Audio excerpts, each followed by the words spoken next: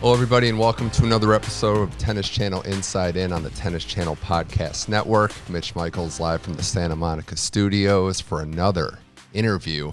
We've got a special guest this week. She was the Newcomer of the Year on the WTA in 2017, made waves as a 15-year-old winning a U.S. Open main draw match, is doing some Tennis Channel broadcast work now, 23 years old, by way of Northern California. Cici Bellis, thank you for joining the show. Yeah, excited to be here. Thanks for having me. So I guess start with this. We'll have a good origin story for names. Why Cici? Where did the nickname come from? I don't know if you know this, but you were listed as Catherine on a lot of the player images stuff at first. So where did Cici come from? Yeah, so that's a funny question. So my first name's Catherine. My middle name also starts with a C. Okay. So I guess, my parents just thought putting them together, Cici. That's how they came up with it. Okay, so It was just by nature, probably a little easier for them to just yell Cici when you needed to come inside or whatever. Mm-hmm. So you're born and raised in California. I know your backstory, which we can kind of get into. Your mom was a tennis player competitively at the junior and college. You liked soccer as well as a kid. How did you find tennis? And then ultimately, why was it the one? Why was it the sport that you wanted to focus on? Yeah, no. So I played pretty much every sport growing up. Did gymnastics, swimming, the huge, the kind of all-American type of kid playing everything. And I kind of narrowed it down to soccer and tennis when I was about maybe 7 or 8. I kind of was just focusing on those two, and then ultimately decided to choose tennis when I was, I think, around 11 maybe.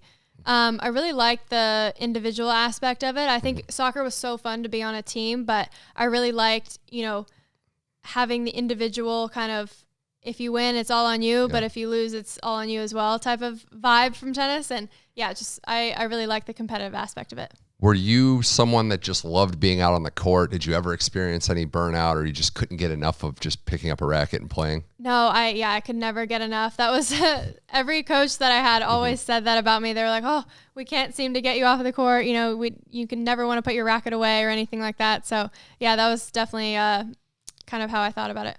Well, I can tell you when we realized that on the outside, but when did you realize that you were special for, not just your age, but just you had something in this game that was different than your youth and your peers? I don't know. I think, probably playing some junior national tournaments for the USTA was probably when I started thinking this could be, a great, college sport for me, or even possibly pro. I think in the 12s I won a couple, of the biggest national titles, and then going on through until, I was 15 winning the girls 18s hard courts title. I think those were some big moments. So I did have a question for you, just an aside from that. As one of the premier junior players, you got to go to some events. I'm assuming you got to meet some pretty big names in tennis. Who was the first person that you met that's like, oh, I can't believe I'm meeting this famous tennis player? So I think it was at the Bank of the West Classic tournament. I did the coin flip for Sharapova. Okay. And that was such a cool moment for me. I think I was, maybe 10 years old or something. It was awesome. Yeah, I would imagine it's surreal to just get to meet your idols and see them in the flesh. You had a pretty famous coach, Monique, how do you say her last name? Diaz. No, Diaz, that's right. And that coach, I think you've been on record saying, was very instrumental in your development. What was it like to just kind of find someone that really was dedicated to building you up as a young tennis player? Yeah, she was great. I think I started working with her when I was around 7. And she was obviously a great pro player and developed me kind of how she was developed. We did a lot of consistency-based drills and that type of training, which I think, attributed to my game style. So, it was awesome. I saw that your basically unabashed tennis idol was Kim Clijsters. And I'm just curious, is that where you got your aggressive nature, aggressive style play from? Were there any other players that you kind of studied and really looked up to? Yeah, Kim was definitely my favorite. I love the way she played and just kind of everything about her. She was awesome. I remember vividly watching her when I was younger, especially winning the U.S. Open right after she had her first child, which was fantastic. But, I think I looked up to all the Americans growing up too, obviously the Williams sisters and a ton of others. So, yeah, I mean, we're in this mom movement, but she kind of started it way back when, Definitely. Winning a couple majors after having a kid and coming through. Just the quote I want to talk about your style. You went on record saying you're very aggressive, you're consistent, but you're also consistent and you kind of wait for the right shot to dictate. Was that organically just how you approach the game, or was that something that you studied could be beneficial to you in having success? No, I think, it's just kind of how I played. In the juniors, I would say I was quite a bit more aggressive than I ended up being in the pros, just because, in the pros I was a lot smaller than a lot of the girls that I was playing, and I had to kind of use my physicality and speed a bit more than I would say in the juniors. But yeah, it's just how it came about. Yeah. It's just funny you say that, because you're not, like, for people out there listening or watching, like, you're not a small person, but was it that step up you get to the pro level? I guess other sports like professional football, you get to that level and it's like, wow, these guys are big. Did you feel that way a little bit? Yeah, I think you might be the only person that have said I'm not a small person, so I really appreciate that. Okay. But compared to the players I was playing against, girls that are 6 feet tall, it's quite a bit of a difference for sure. So, yeah, well, so your junior career, it's one of the legendary ones that American tennis has had this century, really. When did things start to speed up to the point of, we'll get to the U.S. Open at age 15, but you were playing junior events that same year, and then you're in the main draw and winning matches. But was that the year when it started to kind of hit warp speed, or was it a slow build before that? I think that was probably the year I started, doing well in junior ITFs, like you said, and I had a great run kind of in the junior swing even before I played national hard courts that year, and then that definitely accelerated it. So 2014 is going to be remembered for you, I'm sure, for the rest of your life. But you looking at it from a standpoint of you win a junior event, you get to play in the main draw. Did you have any expectations at the U.S. Open going into that? No, definitely not. I was just looking at it as, such a cool experience for me at that age and my first major event. So it was just more extremely fun for me, and it turned out to be a great result. So we have a few things. That's the first photo we're going to go to from 2014. Now, it seems like probably a lifetime ago, yeah. I'm assuming. You said, and you beat Dominika Cibulkova, who was a top 15 player at the time, who's a mainstay on tour, and you beat her. You said, I had no idea what to do, right? You didn't even know how to wave to a crowd, or what the pomp and circumstance was, so you were all just going on the fly and trying to figure it out. Yeah, obviously, I'd never been in a situation like that. I'd never played a Grand Slam, had barely played any pro tournaments. I think I'd played maybe 2 10,000 events way earlier that year. So I was really, really new coming into this. And yeah, I was learning as I was going, for sure. I have to imagine, as we look at another photo, I have to imagine that it has to be kind of freeing to just be able to play, not necessarily loose, but with no expectations. All the pressure is on the veteran. You hear players a lot say, I don't want to be the one to use the young or the unproven player. So in a way, it kind of relaxes you. Yeah, for sure. Oh my gosh. I think we've seen that from so many players, even after me. And even, currently a ton of young players are doing great. They're playing with no pressure. It's so easy to be in that position. What were those few days like the win, going in, maybe in between matches, being kind of famous for the first time? What were some of your favorite memories of just that experience in those couple days? It wasn't the best few days for me, honestly. It was a lot at that age to deal with everything that was going on. I definitely don't look back on it in the most fond way, just because there was so much going on. I was having 8 hours of press every day, which was, I didn't know that you could get out of certain things. As there are definitely mandatory things that you have to do, but you don't have to say yes to everything. I had to learn a lot in that aspect when I was that age. Had you ever given a press conference before? No, absolutely not. I'd never played a pro tournament before, so it was, yeah. First pro tournament, you're 15 years old, not legally driving age. You win a match, and then it's just cameras. I guess, I don't know if you have any agoraphobia, fear of crowds, or any of that stuff. No, it has to be absolutely intense. not. You get that experience. Was it still college? Was that still the plan at that point? Because we'll get to a couple years later, but at that age, were you still thinking, okay, Stanford, I'm a Bay Area girl? Definitely. Oh my gosh, that's all I thought about. That's was still, the biggest goal of mine was to, get to that point and just, continue my career through college and go the academic route. When did that change? Was it the U.S. Open in 2016 where you went on a little bit more of a run? Well, I had a ranking goal in mind at that point. I told myself if I made top 100 in the world before I went to college, then I would turn pro. And that tournament is what propelled me there. Because that's the one I remember. 2014, obviously we see wins happen on occasion, big upsets, they're great. But to come back and prove that it wasn't just a one-time thing, I think that's what stood out to me, at least. 2016, you go on a couple match win streak there.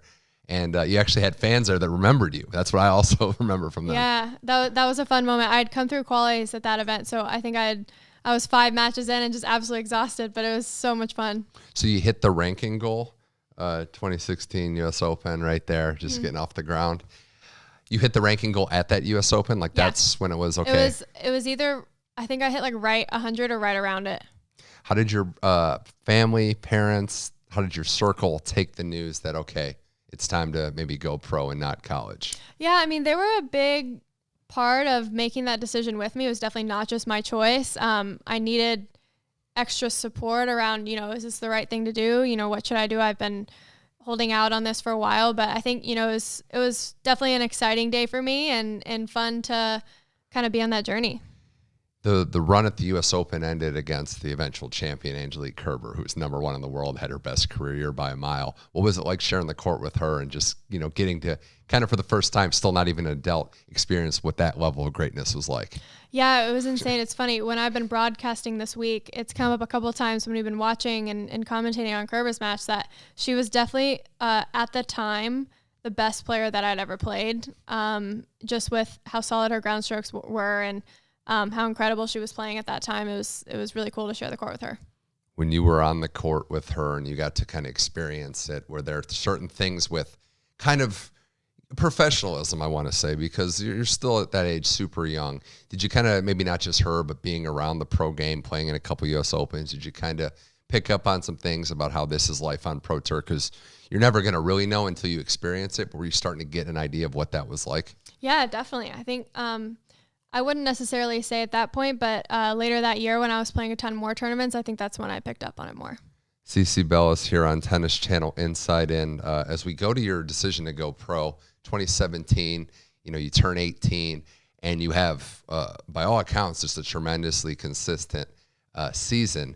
Starting out, were there growing pains? Because from the outside, it didn't really look like you were struggling that much. But from the day to day, were there growing pains of being a pro?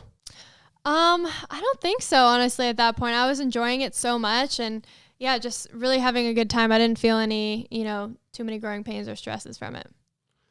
Is that your highlight of your professional career when you see that graphic that of all the people that joined the tour in 2017, you were newcomer of the year because of how well you did on all surfaces, clay, third round, hard court, some results. That I would imagine is something that you'll think and remember fondly. Yeah, that was definitely a highlight. It was such a cool moment knowing the players that had won that award before me. So yeah, it was awesome. What was that first Roland Garros trip like? Like getting out there, seeing the city, everybody gushes about how pretty it is and there's a lot, to take in, and you were able to, experience it, but also win a couple matches. Yeah, it was so cool. Actually, the first time I ever played RG was in qualies when I was 15. But that was the second time that I had ever played and won a few rounds and had the absolute best time there. You beat Kiki Bertens, who ended up kind of going on a tear after that, and then playing Caroline Wozniacki, who I would imagine you have to probably be in pretty good shape to to share the court with her, because she's just not going to falter in that regard. Yeah, it was so much fun. We had I think a great match. That was a tough loss for me, being so close to winning that and getting to a round of 16. But yeah, a super good tournament overall. Did you find that pro level and that step up in competition was manageable? Because like we mentioned before, like you're only going to experience it and go through it together. But you make that step up, you're a full-time pro, you're not playing junior matches anymore, but you're hanging in there and winning awards and got to the top 40.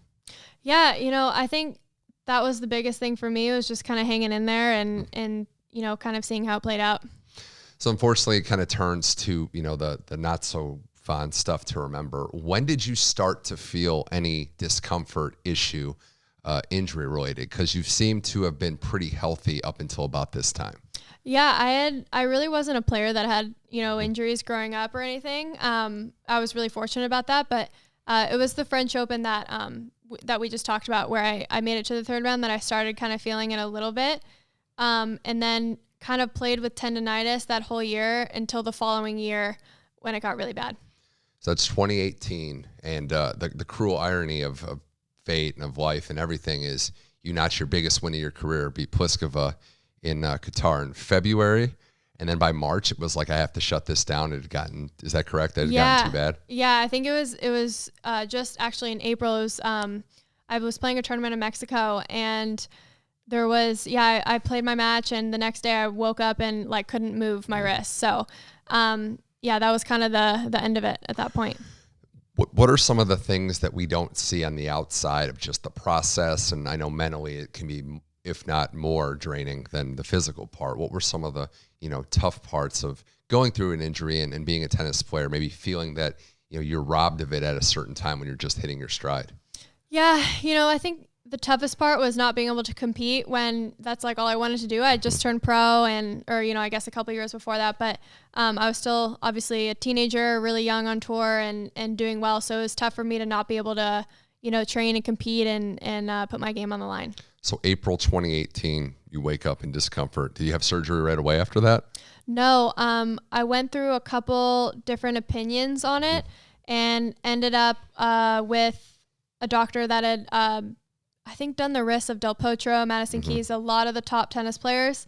And he finally figured out what was going on. I had a couple doctors that couldn't quite nail down exactly what was going on. And he finally did. And I think it was June maybe that I had the surgery. How long was it after June before you could even pick up a racket again? So I think, I did rehab after that first surgery and probably tried a few months later maybe, but it still wasn't totally 100%.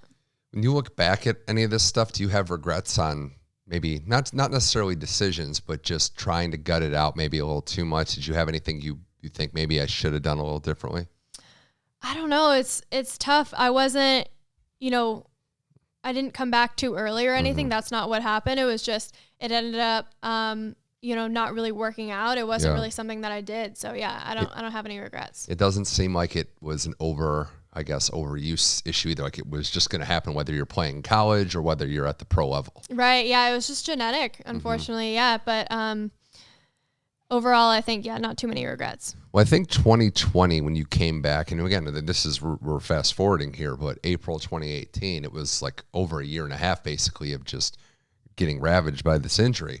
But you make your way through Australian Open, qualifying all the way through, and then you beat Mukova, who ended up being a semifinalist the following year. But of all the accomplishments you've had, junior and pro career, I got to think that has to rank up there because you proved you can build yourself back up again.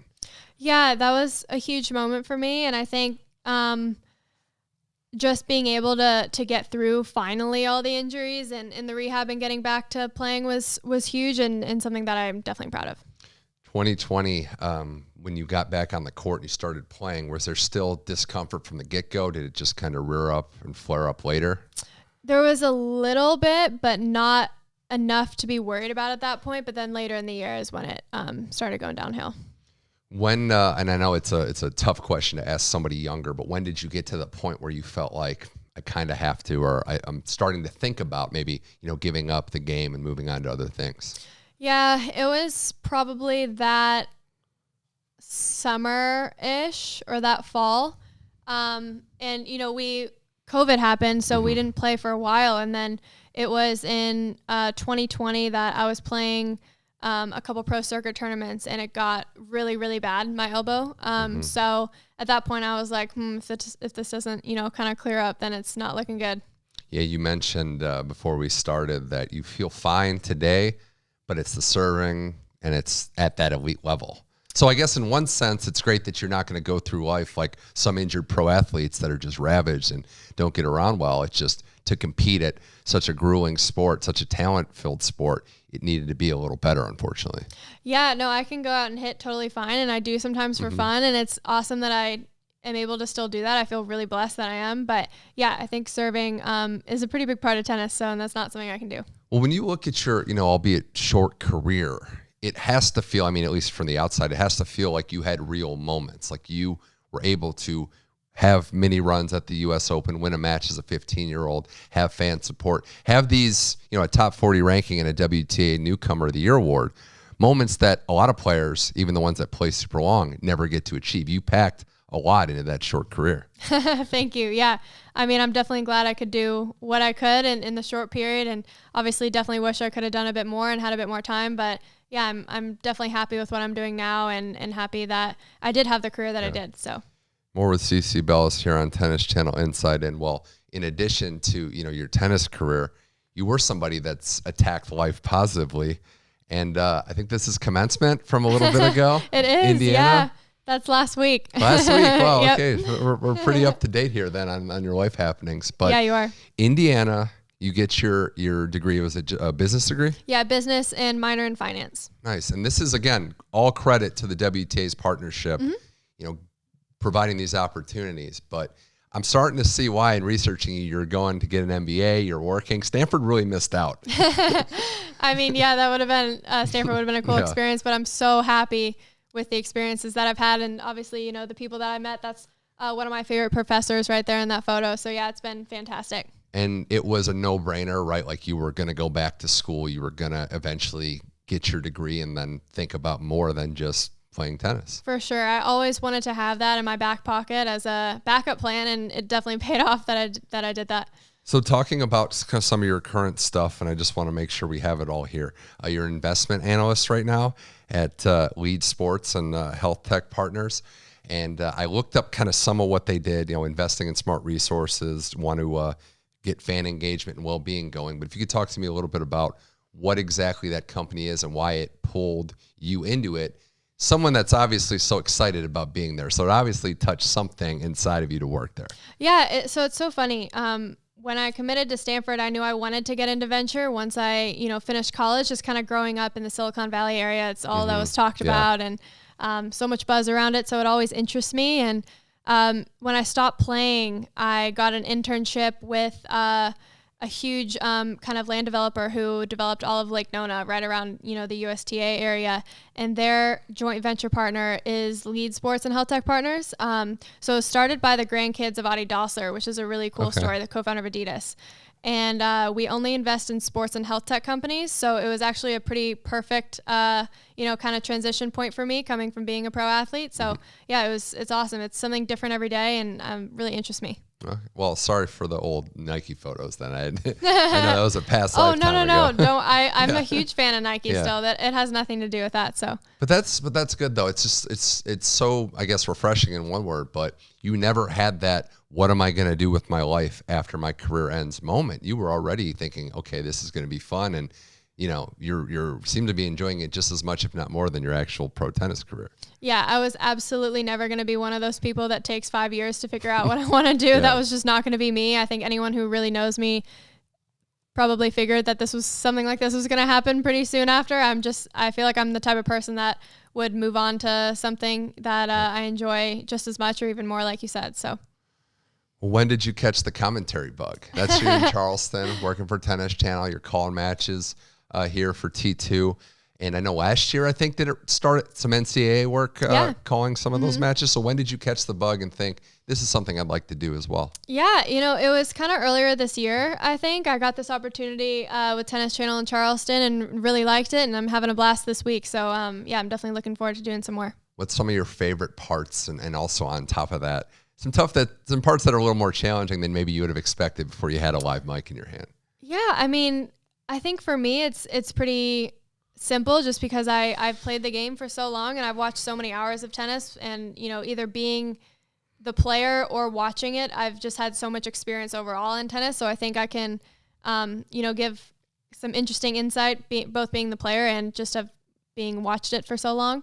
Some of the hard parts, honestly, I don't find it too difficult right now. I'm really enjoying it. It's I just have to, I think, keep thinking of how the player would think of it. And I feel like that's what I'm trying to bring to the broadcasting. Right. You obviously have the experience, the world-class ability, having been there, but also being so recently removed from the game, you kind of understand. I don't want to say that older analysts don't in sports, but they're so far removed that it's not as close to their memory. From experience exactly what they're kind of going through. So I think that's good. I think that's also why some of the better analysts come in young and are killing it in all sports right away.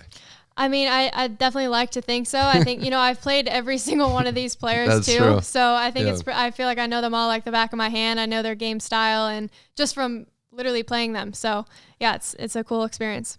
Well, before we kind of wrap this up, it's been a blast. Cici Bellis here on Tennis Channel Inside In. You've had a lot of experiences in life that tennis has kind of opened doors for you. This is the last photo we have. Playing some celebrity tennis. That's awesome. Now, I don't know really everybody in this photo. I obviously know Chrissy Everett and Patrick McEnroe. I can't think of the actor's name, but he's the guy from Justified and Deadwood. And I think Scandal. Someone told me that. I don't watch the show, so I haven't either. But yeah, he is from Scandal. So what's it like? Just this experience, this event, but also getting on the court with some celebrities and kind of the lighter moments that tennis provides. Oh, so fun! Yeah, tennis has opened so many doors for me. This was an awesome moment. Chrissy was my mentor throughout my whole career since I was 14 or 15. She's awesome. I still talk to her a ton. So she's been great, and I love both of the McEnroe brothers. So we've had, this was such a fun moment. She seems like she's everybody's mentor. Yeah. The young American, not even always just American, but the WTA players. The last thing, like of all the celebrities, a funny question though, like best game, worst game. Oh goodness. I don't know. Honestly, they were pretty even. Okay. Yeah. Nobody stood out one way or the other. No, I don't think so. Okay. So I was playing, this was so, I think we all kind of switched around. So it was kind of tough to see who was the best, but we had a great time. It was pretty even, I would say. I was just trying to see if we had dirt on it. It doesn't even have to be in this photo, but no. No, that's Dr. good. Phil was pretty good. Dr. Phil plays a lot. Yeah. We know that. Lastly, before I let you go, thoughts on kind of the current game. We're going into the French Open. Do you have, it's basically Iga versus the field. Do you see it that way, or there are some other players we should be taking some stock in? Iga, Ons Jabeur, and Belinda Bencic are my three favorites going in. I think those are the three best clay courters on tour. And so those are my three picks. Those are your three picks? Yeah. Nice. Belinda just won Charleston. Ons is as consistent as anyone outside Iga, this is unprecedented territory she's entering. Is there anybody that we should be taking stock in that's kind of off the radar? You gotten to play these opponents, and anybody else? Aside from the ones that I mentioned, I think those are the best clay court. I think you can't also count out Paula Badosa on clay, another great player. I played her in the juniors actually, but never in pros. We miss each other by a little bit, I think. But I think maybe those four would be my top four. Good to know. Yeah. Cici Bellis, thank you for joining Tennis Channel Inside In. It's been a pleasure chatting with you. I don't even think I really need to wish you that much good luck. You have so much kind of going on. Thank you. Thanks for joining me for this chat, and best of luck with everything. I appreciate it. Thanks for having me.